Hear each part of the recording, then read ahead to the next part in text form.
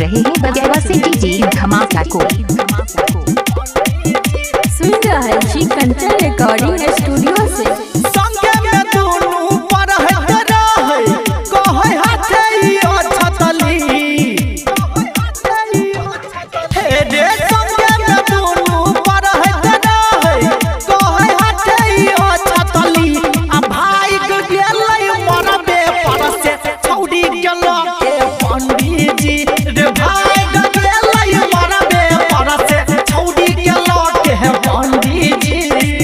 इलाका किसी का हो धमाका दिवाकर दीवाना भाई का ही होगा।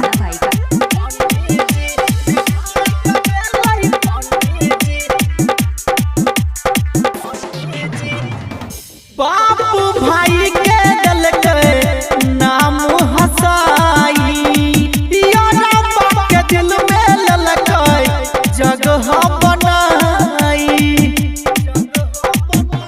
हे रे बापू भाई के दिल के नाम हसाई, यादव के दिल में ललकाई जगह बनाई।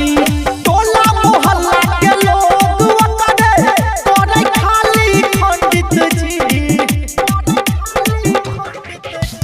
टोला मोहल्ला के लोग करे खाली खंडित जी।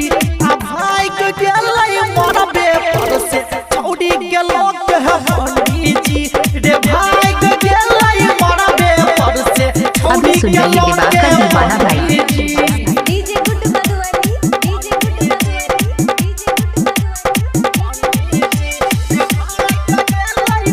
सुन रहा है जी कंचन रिकॉर्डिंग स्टूडियो से। जनरेटर के तार राघव राज से कटाई, भाई के गेल दोनों तखने मौका के पाई।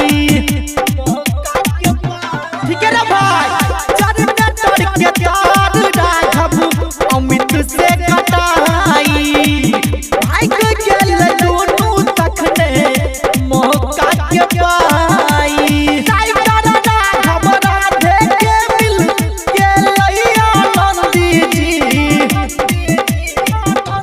हे रे कैसी सुनील कमिल हकेलै आनंदी जी।